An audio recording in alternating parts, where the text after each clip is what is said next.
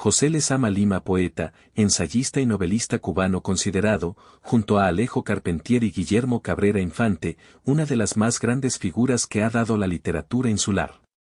Encuadrado en el boom de la literatura hispanoamericana de los años 60, José Lezama Lima ocupó en el seno del mismo una singular posición por su insólito neobarroquismo, que tuvo su más lograda plasmación en la novela Paradiso 1966. Por su radical novedad y fuerte influencia, la importancia de su obra es parangonable a la de los restantes protagonistas del boom: Gabriel García Márquez, Mario Vargas Llosa, Jorge Luis Borges, Ernesto Sábato, Juan Rulfo, Carlos Fuentes o Mario Benedetti,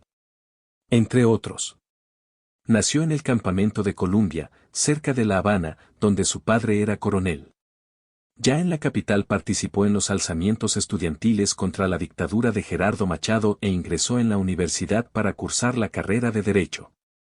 En toda su vida solo abandonó la isla durante 2 breves estancias en México y Jamaica.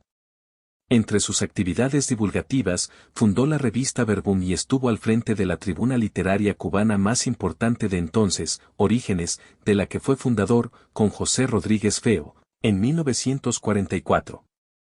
En esta última revista se expusieron las tendencias literarias de sus fundadores y colaboradores, lirismo estetizante e intelectualismo, clasicismo inclinado hacia el neoculteranismo y ausencia de todo compromiso social, lo que determinó su carácter altamente elitista y le permitió tener entre sus colaboradores poetas como el español Juan Ramón Jiménez. Los principales amigos y compañeros de ruta de Lezama por entonces fueron Cintio Vitier, Eliseo Diego, Virgilio Piñera, Gastón Vaquero y Octavio Smed, además del también poeta y sacerdote español Ángel Gastelú, que influyó enormemente en su formación espiritual. Pero aparte de este y otros grupos minoritarios que frecuentó en distintos periodos, la vida de José Lezama Lima nunca tuvo una gran resonancia pública, ni antes ni después de la revolución de Fidel Castro y el Che Guevara, a causa de su singularidad y de una precaria salud que colaboraba a su aislamiento.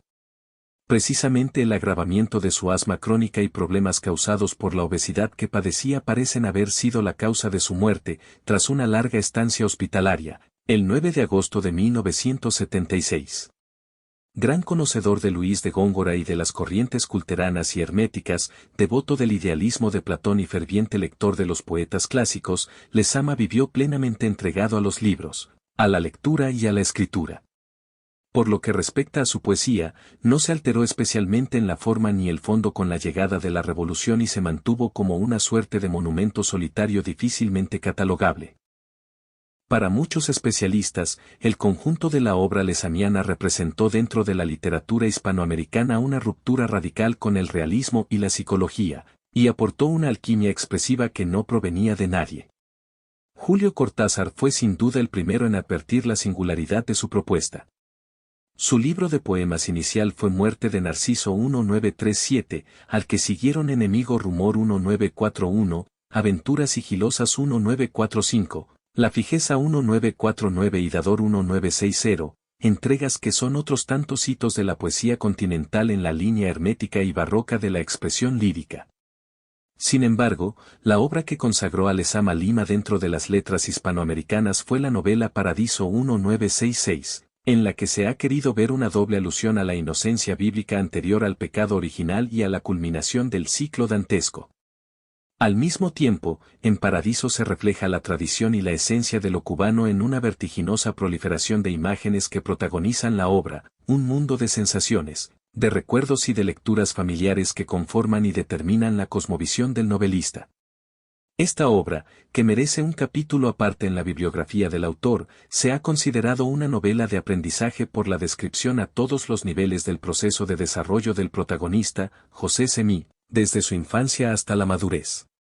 El conjunto de la narración muestra una imagen arquetípica de Cuba en el sentido del platonismo, que es a la vez un contrapunto actualizado con las páginas del diario de Cristóbal Colón que describen la edénica belleza de la isla recién descubierta, que, como todo Edén, alberga la certidumbre de su pérdida. Pese a no limitarse a los elementos autobiográficos, en Paradiso abundan las referencias al autor, a modo de enclaves verosímiles en el tejido de la trama. En el primer capítulo el niño José Semí aparece en la cama enfermo de asma. Luego, una regresión cronológica nos lleva al pasado del coronel y su familia, Posteriormente se narra la iniciación sexual del protagonista en uno de los lugares de destino de su padre, con cuya muerte termina un ciclo placentero de la vida de Semi y comienza un intenso desfile de personajes y situaciones, entre las que destaca la iniciación a la poesía del protagonista por parte de un tío. Otra constante de la obra de Lezama aparece en el polémico capítulo 8, donde se manifiesta el predominio del erotismo. Poco a poco los monólogos y disertaciones intelectuales sobre Aristóteles y San Agustín de Hipona, junto a un amplio comentario sobre Friedrich Nietzsche, indican el doble camino de búsqueda, bifurcado entre la erudición y la poesía, como una construcción verbal que apunta a una finalidad desconocida. A esas alturas se advierte que, más allá de un proceso de aprendizaje, se trata de una experiencia iniciática en la que el discurso narrativo del autor asume el protagonismo. Póstumamente se publicó todavía una novela incompleta, Oppiano Licario 1977, en la que Lezama desarrolló la figura de un personaje de ese mismo nombre que ya había aparecido en Paradiso.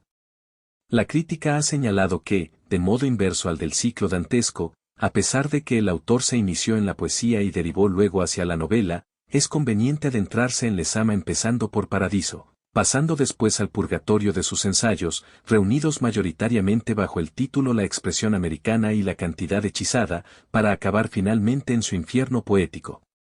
Precisamente el carácter póstumo de las versiones definitivas de la obra de Lezama, aparecida casi siempre en forma fragmentaria durante su vida, es una de las señales inequívocas del ambiguo y socrático magisterio que ejerció en la literatura de su país, que puede rastrearse, mejor que en sus libros, en las revistas que dirigió, Verbum 1937, Espuela de Plata, 1939 a 1941, Nadie parecía, 1942 a 1944, y sobre todo, una de las más importantes publicaciones hispanoamericanas, Orígenes, 1944 a 1957.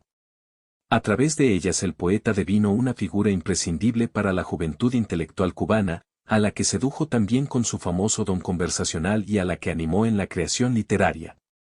Muchos poetas y narradores posteriores a ese periodo siguen admitiendo la influencia significativa que la propuesta del maestro ha tenido en su obra. La más notoria se proyectó sobre Severo Sarduy, que postuló su teoría del neobarroco a partir del barroco lezamiano.